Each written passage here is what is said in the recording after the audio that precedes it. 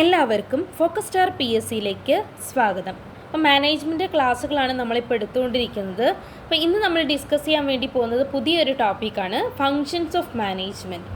Functions of management നമ്മൾ കുറച്ച് detailed ആയിട്ട് നോക്കാൻ വേണ്ടി പോവാണ്. ഫങ്ഷൻസിൽ ഏതൊക്കെയാണ് നമുക്ക് മെയിനായിട്ട് നോക്കാനുള്ളത്? Planning, organising, staffing, directing and controlling. അപ്പോൾ ഇന്നത്തെ ക്ലാസ്സിൽ നമ്മൾ പ്ലാനിങ്ങിൻ്റെ കുറച്ച് ഇമ്പോർട്ടൻറ്റ് പോയിൻറ്റ്സ് ആണ് ഡിസ്കസ് ചെയ്യുന്നത്.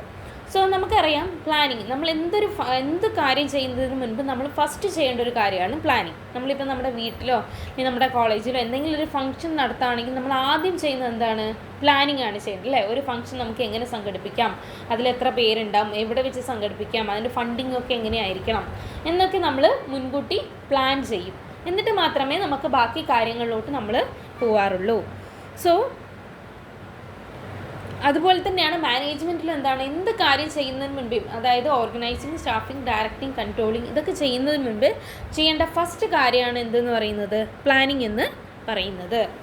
So planning is deciding in advance what is to be done, when is to be done, how is to be done and by whom is to be done. അപ്പോൾ എന്താ planning എന്ന് പറയുന്നത്? Deciding in advance, മുൻകൂട്ടി തീരുമാനിക്കുക എന്താണ് ചെയ്യേണ്ടത്, when എപ്പോഴാണ് ചെയ്യേണ്ടത്, how is to be done എങ്ങനെയാണ് ചെയ്യേണ്ടത്, നീ ഇതാരാണ് ചെയ്യേണ്ടത് എന്നൊക്കെ മുൻകൂട്ടി തീരുമാനിക്കുന്ന ആ ഒരു പ്രോസസ്സിനെയാണ് എന്തെന്ന് പറയുന്നത്?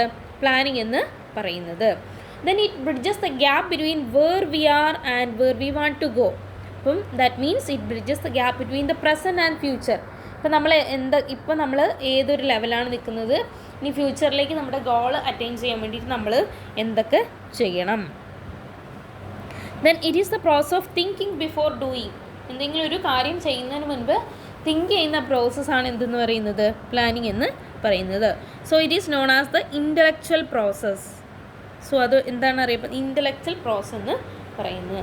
It is A basis for other function of management.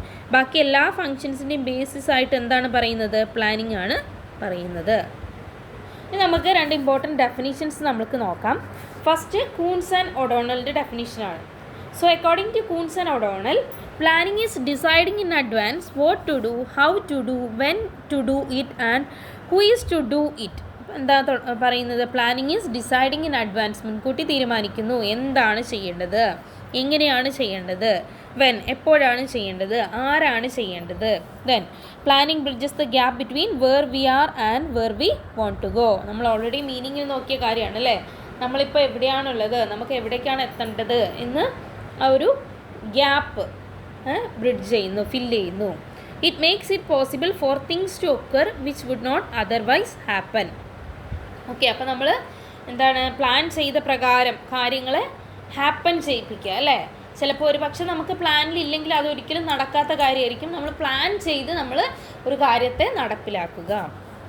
Then according to Henri Fayol, planning is deciding in advance the best alternative among others to perform different managerial operations in order to achieve the predetermined goals.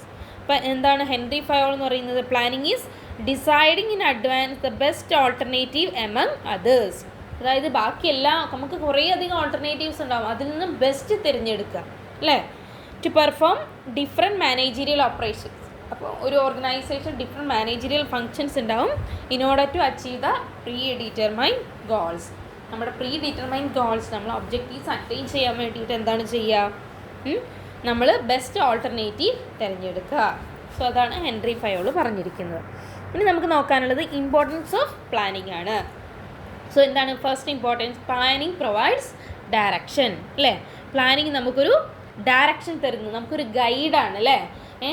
ഏതൊക്കെ വഴിയിലൂടെ പോയാൽ നമുക്ക് നമ്മുടെ objective attain ചെയ്യാൻ പറ്റും എന്ന് പറയുന്ന ഒരു ഡയറക്ഷൻ പ്രൊവൈഡ് ചെയ്യുന്നതാണ് എന്തെന്ന് പറയുന്നത്? പ്ലാനിങ് എന്ന് പറയുന്നത്. Then planning reduces uncertainty.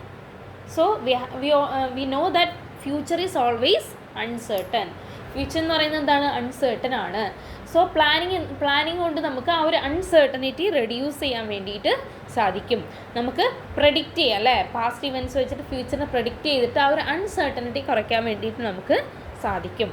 Then reducing overlapping and wasteful activities. Planning helps to reduce overlap. ചെയ്ത കാര്യം തന്നെ വീണ്ടും ചെയ്യുന്നതിനാണ് നമ്മൾ ഓവർലാപ്പിംഗ് എന്ന് പറയുന്നത്. സോ പ്ലാനിങ്ങിലൂടെ അത്തരം ഓവർലാപ്പിംഗ് നമുക്ക് കുറയ്ക്കാൻ വേണ്ടിയിട്ട് പറ്റും. അതുപോലെ തന്നെ വേസ്റ്റ്ഫുൾ ആക്ടിവിറ്റീസ് കുറയ്ക്കാൻ വേണ്ടി പറ്റും. Then planning promotes innovation and creativity.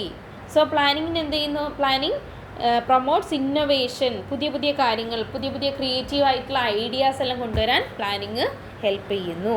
Then planning facilitates decision making. Planning എന്ത് ചെയ്യുന്നു? ഡിസിഷൻ മേക്കിങ്ങിന് ഹെൽപ്പ് ചെയ്യുന്നു.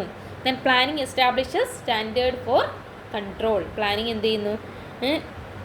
കൺട്രോൾ ചെയ്യാനുള്ള സ്റ്റാൻഡേർഡ്സ് എസ്റ്റാബ്ലിഷ് ചെയ്യുന്നു. ഇനി നമുക്ക് നോക്കാനുള്ളത് പ്ലാനിങ് പ്രോസസ്സാണ്. സോ മെയിനായിട്ടും 7 സ്റ്റെപ്സാണ് പ്ലാനിങ് പ്രോസസ്സിനുള്ളത്. നമുക്ക് ഓരോന്നും ഡീറ്റെയിൽഡ് ആയിട്ട് നോക്കാം. സോ ഏതൊക്കെയാണ് 7 steps? First one is setting objectives. Objectives set ചെയ്യുക. Then developing planning premises. Then identifying alternatives, evaluating alternatives, selecting the best alternative, implementation of plans and follow up. So first step is setting objectives. അപ്പോൾ എന്താണ്? എന്ത് കാര്യം ചെയ്യുമ്പോൾ നമുക്ക് ആദ്യം വേണ്ടത് എന്താണ്? ഒബ്ജക്റ്റീവ്സ് ഉണ്ടായിരിക്കുക അല്ലേ? ഒരു ലക്ഷ്യം ഉണ്ടായിരിക്കുക. So that objective must be specific and clear ആയിരിക്കണം. ഇപ്പോൾ ഒരു കമ്പനി ഒരു സെയിൽസ് ടാർഗറ്റാണ് ഫിക്സ് ചെയ്യുന്നത്, അതാണ് അതിൻ്റെ ഒബ്ജക്റ്റീവ്. സോ ഇനി വരുന്ന വർഷം ഇത്ര സെയിൽസ് ഉണ്ടാവണം, അത് ക്ലിയർ ആയിരിക്കണം, അതുപോലെ തന്നെ സ്പെസിഫിക് ആയിരിക്കണം. Then the objective of the entire organisation is laid down first. അപ്പോൾ എന്താണ്? ഫസ്റ്റ് നമ്മളൊരു ഓർഗനൈസേഷനെയാണ് ടാർഗറ്റ് ചെയ്യുക അല്ലേ? ഒരു ഓർഗനൈസേഷനിൽ ഇത്ര സെയിൽസ് ഉണ്ടാവണം. Then it is broken down into departments and individuals. First നമ്മൾ ആ ഒരു ഓർഗനൈസേഷൻ സെറ്റ് ചെയ്യുന്നു, പിന്നീട് അത് എന്ത് ചെയ്യുന്നു? ബ്രോക്കൺ ഡൗൺ ചെയ്തിട്ട് നമ്മുടെ ഡിപ്പാർട്ട്മെൻറ്റ്സിലേക്കും ഇൻഡിവിജ്വൽസിലേക്കും കൊടുക്കുന്നു. ഇപ്പോൾ ഡിപ്പാർട്ട്മെൻറ്റ്സിലേക്ക് അപ്പം ഇത്ര സെയിൽസ് എത്തണമെങ്കിൽ ഓരോ ഡിപ്പാർട്ട്മെൻറ്റും, പ്രൊഡക്ഷൻ ഡിപ്പാർട്ട്മെൻറ്റ് എത്ര പ്രൊഡ്യൂസ് ചെയ്യണം, ദെൻ സെയിൽസ് ഡിപ്പാർട്ട്മെൻറ്റ്സ് എത്ര അഡ്വർടൈസ്മെൻറ്റിനും പ്രൊമോഷനൊക്കെ വേണ്ടിയിട്ട് ഇതാക്കണം, അതിന് വേണ്ടിയിട്ട് ഓരോ ഇൻഡിവിജ്വൽസും ഡെയിലി എത്ര ടാർഗറ്റ് അച്ചീവ് ചെയ്യണം എന്നുള്ള കാര്യങ്ങളൊക്കെ എന്ത് ചെയ്യുക? സെറ്റ് ചെയ്യുന്നതാണ് സെറ്റിംഗ് ഓഫ് ഒബ്ജക്റ്റീവ്സ് എന്ന് പറയുന്നത്. Then second one developing planning premises. Okay, planning premises. അപ്പം നമുക്കറിയാം പ്ലാനിങ് എന്ന് പറയുന്നത് നമ്മൾ അൺസർട്ടൺ ആയിട്ടുള്ള ഫ്യൂച്ചറിന് വേണ്ടിയിട്ടൊക്കെ ചെയ്യുന്ന കാര്യങ്ങളാണ് പ്ലാനിങ് എന്ന് പറയുന്നത്. അപ്പോൾ ഈ പ്ലാനിങ് പ്രിമിസസ് എന്ന് പറഞ്ഞാൽ certain assumptions are made about future environment. അപ്പം നമ്മൾ ഭാവിയെ കുറിച്ച് നമ്മൾ എന്ത് ചെയ്യുന്നു? കുറച്ച് അസംഷൻസ് ഉണ്ടാക്കുന്നു. ഈ ഒരു അസംഷൻസിനെയാണ് നമ്മൾ നോർമലി പ്ലാനിങ് പ്രിമിസസ് എന്ന് പറയുന്നത്. നമ്മൾ മുൻകൂട്ടി ഫ്യൂച്ചറിനെ കണ്ടുകൊണ്ട് നമ്മൾ ഉണ്ടാക്കുന്നതിനെയാണ് പ്ലാനിങ് പ്രിമിസസ് എന്ന് പറയുന്നത്. Example, a business is anticipating increase in sale of computers. ഒരു ബിസിനസ് അത് വരുന്ന വർഷത്തിൽ എന്ത് ചെയ്യുന്നു? അതിൻ്റെ സെയിൽസ് ഇൻക്രീസ് ചെയ്യാൻ വേണ്ടിയിട്ട്, കമ്പ്യൂട്ടേഴ്സിൻ്റെ സെയിൽസ് ഇൻക്രീസ് ചെയ്യാൻ വേണ്ടിയിട്ട് ടാർഗറ്റ് ചെയ്യുന്നു. അസ്യൂമിങ് ദാറ്റ്, അപ്പോൾ ഇവിടുത്തെ പ്ലാനിങ് പ്രിമിസസ് എന്താണ്? The sales tax on computers will be decreased by the government. അപ്പം ഇനി വരുന്ന ഫ്യൂച്ചറിൽ എന്ത് ചെയ്യാം? ഗവൺമെൻറ് ഈ കമ്പ്യൂട്ടേഴ്സിൻ്റെ മുകളിലുള്ള സെയിൽസ് ടാക്സ് ഡിക്രീസ് ചെയ്യാനുള്ള ചാൻസ് ഉണ്ട് എന്ന് പറഞ്ഞുകൊണ്ട് നമ്മൾ എന്ത് ചെയ്യുന്നു? ഇൻക്രീസ് ഇൻ സെയിൽസ് ആൻറ്റിസിപ്പേറ്റ് ചെയ്യുന്നു. സോ അതാണ് പ്ലാനിങ് പ്രിമിസസിൽ വരുന്നത്. The next identifying alternatives. അതായത് നമുക്കൊരു ഗോളിൽ എത്തിച്ചേരാൻ വേണ്ടിയിട്ട് കുറേ അധികം വേസ് ഉണ്ടാവും അല്ലേ? ഓൾട്ടർനേറ്റീവ് വേസ്, കുറേ അധികം വേസ് ഉണ്ടാവും. അപ്പോൾ ഏതൊക്കെ വഴിയിൽ കൂടെ പോയാൽ നമുക്ക് ആ ഒരു ഒബ്ജക്റ്റീവിലേക്ക് എത്താൻ വേണ്ടി പറ്റും എന്ന് നമ്മൾ ഫസ്റ്റ് ഐഡൻറ്റിഫൈ ചെയ്യണം. Okay, there are alternative ways for achieving the same goal. So to increase sales, different ways there like advertisement, reducing prices to improve quality, etc. അപ്പോൾ ഇവിടെ നമുക്കൊരു എക്സാമ്പിൾ നോക്കാം. അതായത് നമുക്ക് സെയിൽസ് ഇൻക്രീസ് ചെയ്യണം. അപ്പോൾ അതിന് എന്തൊക്കെ വേസ് ആണുള്ളത്? ഒന്നില്ലെങ്കിൽ നമുക്ക് എന്ത് ചെയ്യാം? അഡ്വർടൈസ്മെൻറ്റ് കൊടുക്കാം, അല്ലെങ്കിൽ എന്താണ്? കോസ്റ്റ് റെഡ്യൂസ് ചെയ്യാം, അല്ലെങ്കിൽ എന്താണ്? പ്രൊഡക്റ്റിൻ്റെ ക്വാളിറ്റി ഇമ്പ്രൂവ് ചെയ്യാം. സോ അത്തരം ഓൾട്ടർനേറ്റീവ്സിനെ നമ്മൾ എന്ത് ചെയ്യണം? ഐഡൻറ്റിഫൈ ചെയ്ത് വെക്കണം. The next step is to evaluating these alternatives. So എന്ത് ചെയ്യുക? ഇങ്ങനെ ഐഡൻറ്റിഫൈ ചെയ്ത ഓൾട്ടർനേറ്റീവ്സിന് നമ്മൾ എന്ത് ചെയ്യണം? ഇവാലുവേറ്റ് ചെയ്യണം.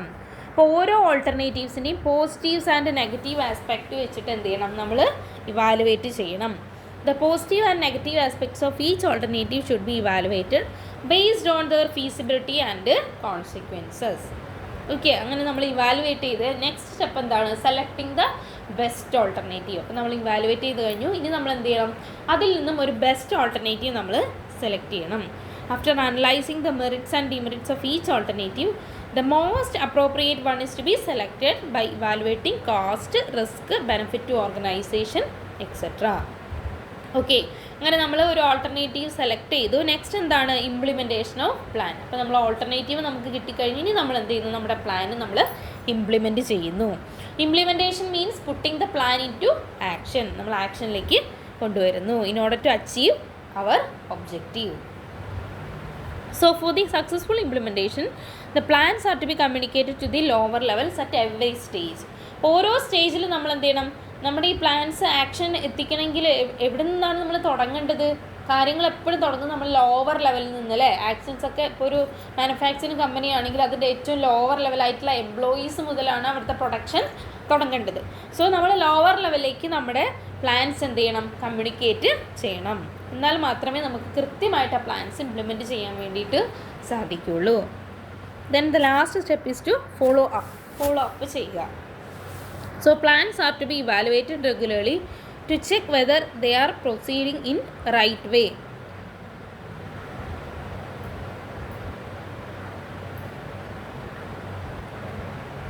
Shortfalls can be located and remedial actions can be taken well in advance.